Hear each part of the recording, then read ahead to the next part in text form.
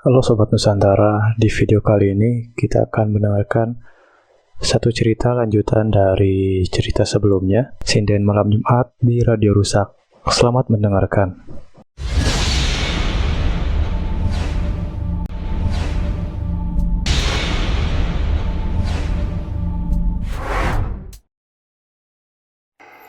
Malam Jumat Kliwon tiba, langit mendung tanpa bintang. Angin yang datang dari arah utara terasa lembab, mengusung aroma tanah basah dan dupa yang belum dinyalakan. Di ruang tengah rumah kontrakan Raka, semuanya sudah siap. Kelir terpasang, wayang-wayang tergantung. Raka, Ratna, Widagda, dan satu tokoh tambahan yang belum pernah muncul sebelumnya berwujud bayangan tanpa wajah. Raka menemukannya terselip di dalam peti naskah saat menerima lakon dari Prawira. Dalang terakhir, kata Prawira sebelumnya, tidak selalu terlihat, tapi dia selalu hadir.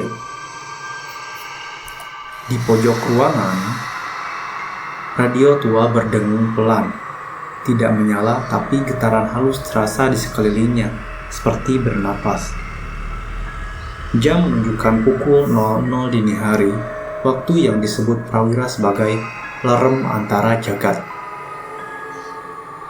Saat batas antara dunia manusia dan dunia bayangan menjadi tipis, Raka duduk di belakang kelir, mengambil cempala dan memukulnya 3 kali. Tok, tok, tok. Suara gamelan langsung muncul dari radio. Tak ada kabel, tak ada listrik, tapi lantunan gending pangkur terdengar lembut, lalu perlahan berubah menjadi nada-nada gamelan langgam duka seperti menyambut kematian. Raka mulai membaca lakon.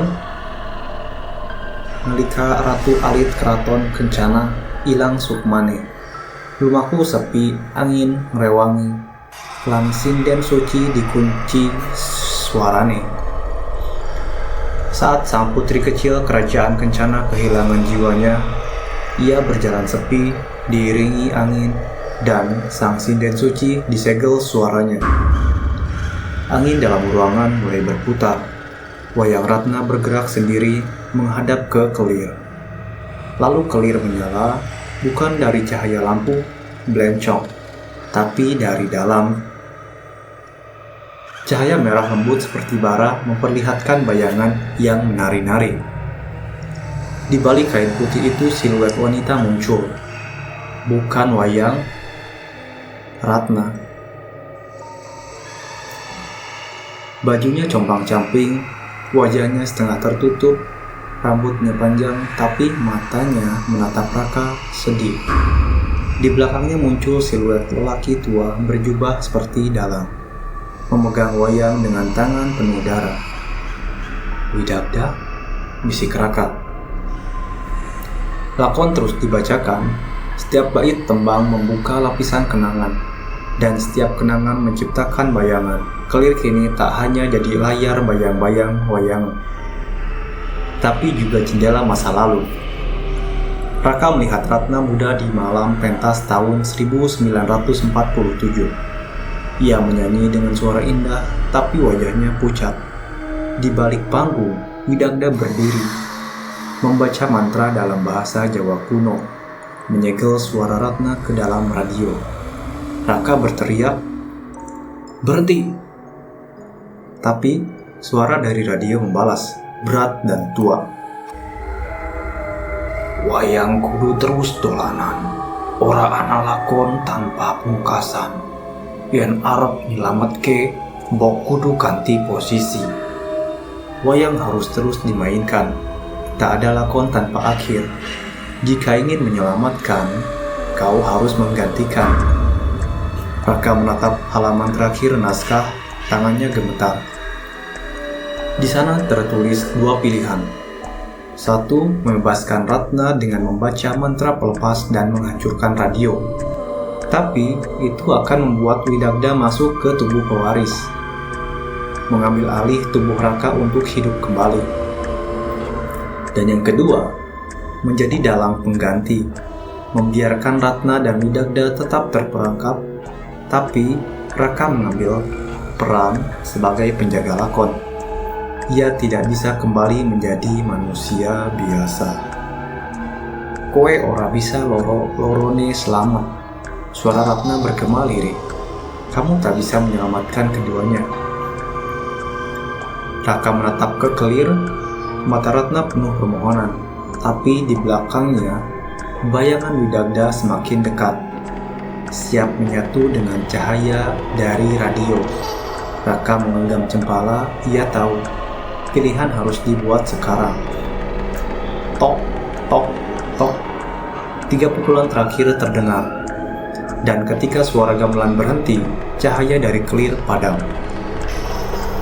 Ketika pagi tiba, tetangga menemukan Raka duduk sendiri di ruang tamu rumahnya.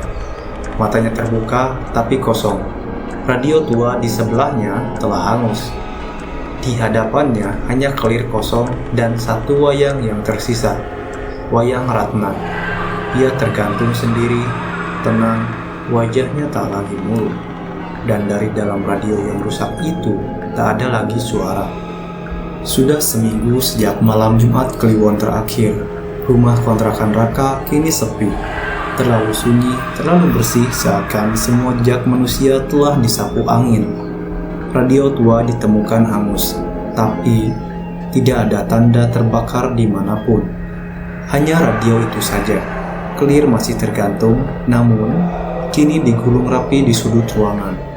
Wayang-wayang disusun seperti makam kecil di atas meja. Dan Raka, ia tidak hilang, tidak juga mati, tapi bukan lagi dirinya yang dulu. Wajahnya pucat, pandangannya kosong, ia duduk berjam-jam di depan Kelir tanpa bicara. Terkadang, tangan kanannya bergerak perlahan seperti memukul cempala yang tak ada. Bibirnya kumat kamit membacakan sesuatu dalam bahasa Jawa kuno. Tetangga menyangka ia trauma, tapi mereka tidak tahu Raka telah menjadi bagian dari lakon. Dosen pembimbingnya, Bu Lestari, datang berkunjung. Ia membawa hasil penelitian Raka tentang tembang Jawa dan lakon wayang klasik. Saat membaca catatan tangan Raka, ia menemukan sesuatu yang aneh. Di antara baris-baris tembang, terselip tulisan tangan asing. Tulisannya jauh lebih tua, lebih halus, seolah ditulis puluhan tahun lalu. Sinden wis metu saka gamelan, tapi dalam anyar wis lengah. Lakon bisa diteruske kapan wae.